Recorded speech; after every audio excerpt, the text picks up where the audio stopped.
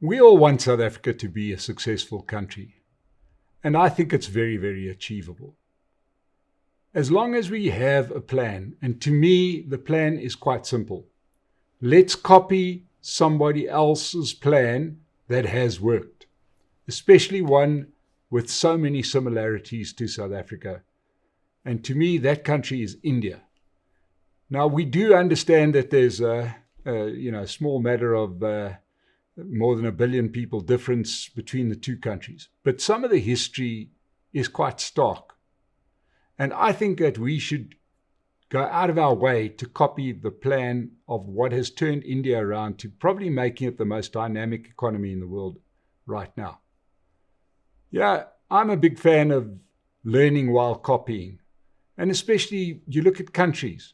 South Korea only turned itself around because it copied what Japan was doing. It was just 20 years later, it followed the Japanese model.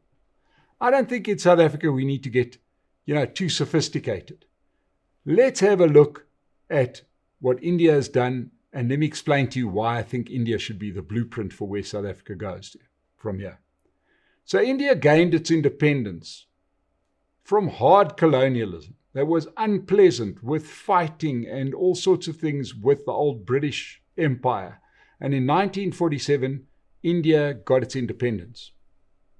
They go to the first elections, and unsurprisingly, and here's the first one that's quite creepy, the Indian Congress Party, does it sound familiar, wins with 75% of the vote.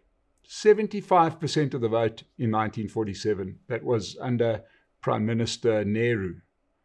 And their first issue, post-colonialism, is what do you do about the economy? What do you do about the fact that India's population is growing, unemployment is out of control, it doesn't have a lot of infrastructure? The first plan they fish out is, you can understand at that point, not too positively disposed towards their former colonial masters. They look across the border, and there's Russia with their 5-year plans. And they try and introduce the same things in India. They try and become a copy of the Soviet Union, which at that point looked so strong. And it was a disaster. It was a disaster. All that happened is that the 5-year plans didn't work. It didn't even work in the Soviet Union, as we later were to find out. They had this cumbersome system of licensing where only the mates and people connected with the political parties would get licenses to operate. It was impossible, an impossible environment in which to trade. Needless to say, India just got poorer and poorer and poorer, while their carbon copy of our ANC was running the country into the ground. And eventually, just a year short of their 40th year, finally the Indian Congress Party gets voted out in 1986. India looked around for a couple of years, could see that the Soviet Union was faltering, could see that those plans weren't working very well in India. India, full of entrepreneurial people, started to liberalize their economy. Now, imagine this. Up until 1991, foreign companies weren't allowed to transact in India. It was impossible. They just didn't allow it because they thought it was a good idea to try and get the economy grown by local Indians. But it wasn't working. So, in other words, there was a massive technology shortfall. India was still driving around with cars a bit like Cuba, that had come from the British colonial days. They were producing some cars, but this was based on 1940s technology. So you can imagine, India was the epitome of the third world country. And then in the early 90s, they begin liberalizing the economy, investment comes in, and Indian economy starts taking off. And almost to the point where you could say the rest is history. Well, what happened was India grew, and it grew quite dramatically, and as growth does, it grew unevenly. Those best placed, the best education, did very well. A lot of people didn't. A lot of people were stuck in poverty. But as the economy grew, more and more people were brought in, and government started to do a better and better job.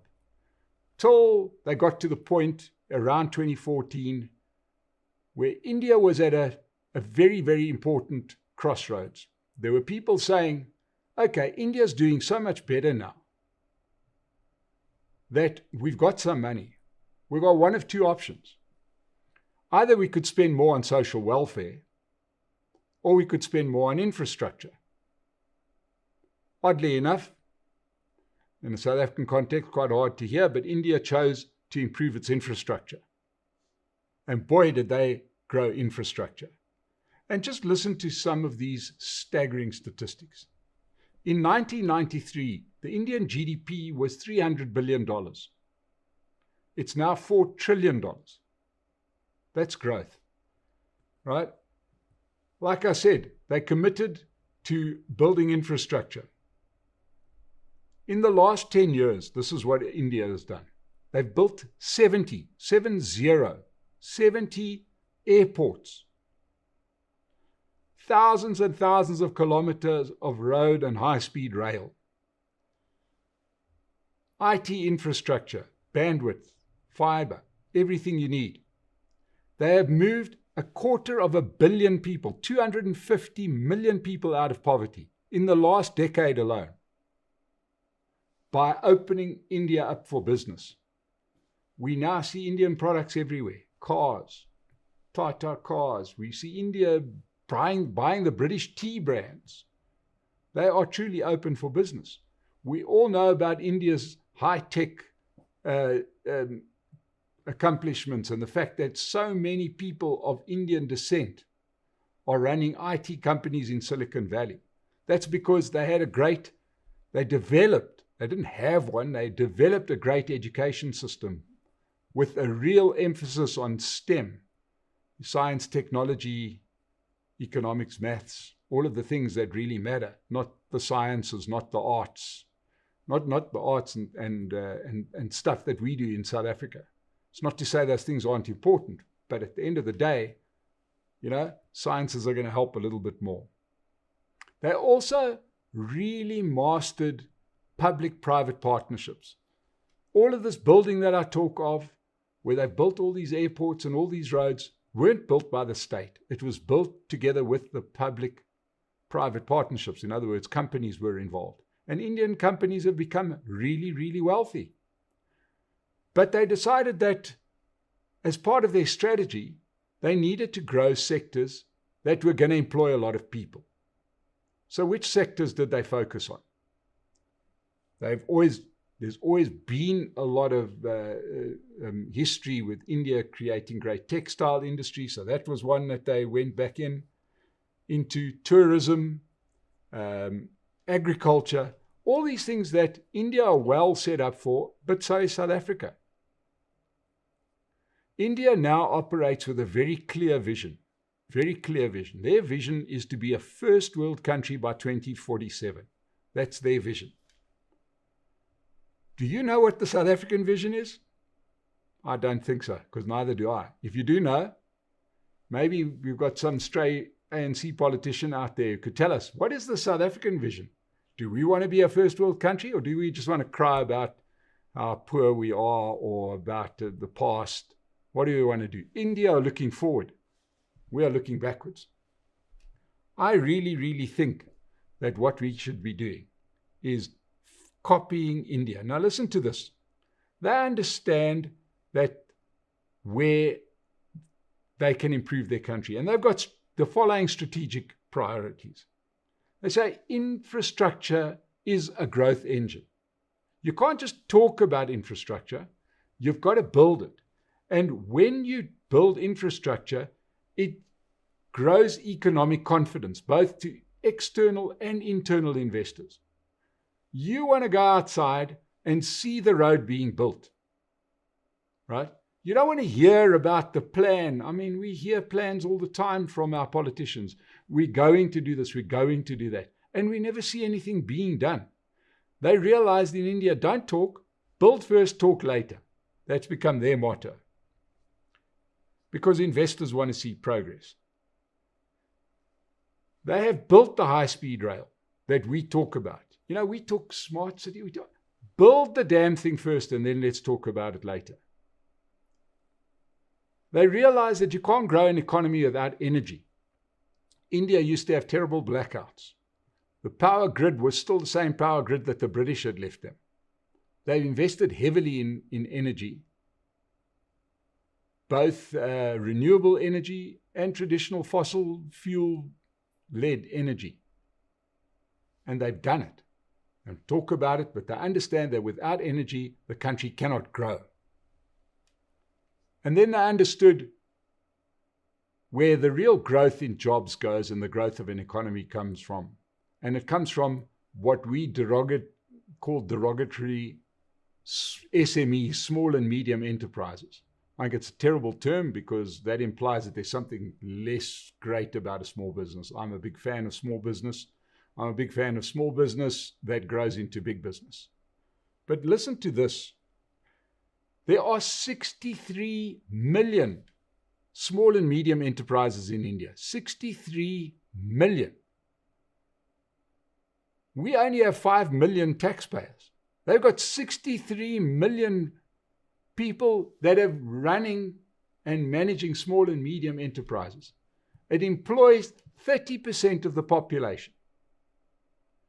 Now, if you imagine that South Africa sits with about 40 to 50% unemployment, with almost no SME sector because the government kills it, and our big business makes sure that government kills it. If we could do something similar, we would eradicate our unemployment problem if we grew our SME sector. And then, of course, we have to put this all together in the fact that India has been legendary in the way that they use their diplomacy. This wasn't always the case, right? We said that the old Indian Congress Party back in the era from 1947 until 1990 used to use everything to always be on the wrong side of the argument, or, making enemies here and enemies there, fought wars with China, fought wars with Pakistan, etc. Now they've realized that they can use diplomacy as a very, very big tool. And it's unsurprising that their current Prime Minister, Narendra Modi, was the second visitor after Benjamin Netanyahu to the White House after Donald Trump took office. We also know that India have got a great relationship with China. We also know that India were the first people to buy discounted Russian oil. That's what diplomacy looks like. You do what's in the best interests of your country. They're not making enemies with anybody.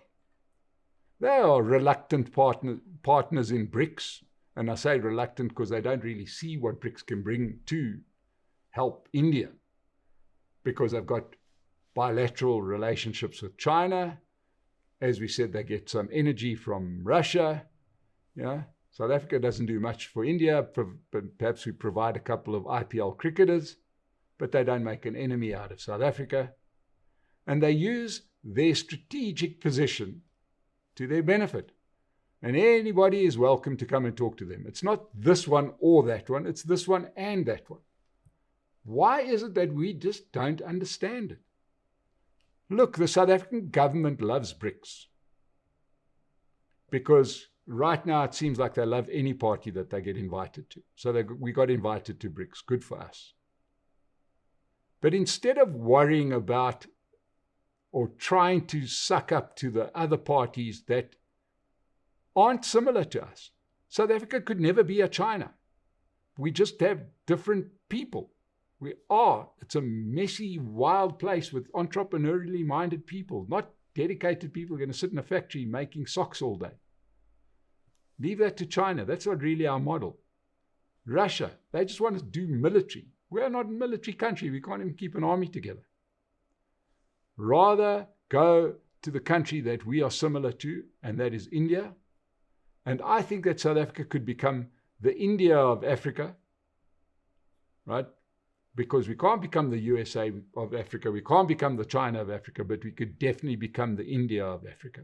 So I think that if South Africa wants to get out of the hole that we've dug ourselves into, just dust off your textbook Go and have a look at how India turned itself around from being one of the poorest countries in the world and a joke by the end of the 80s to now one of the richest countries in the world, and the country growing at the fastest rate.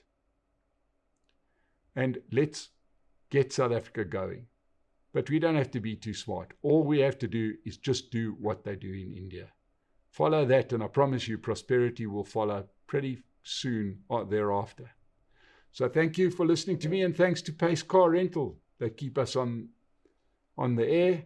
To everybody that's watched it, please subscribe. We'll see you again on the State of the Nation Weekly Update. Thank you very much for joining me.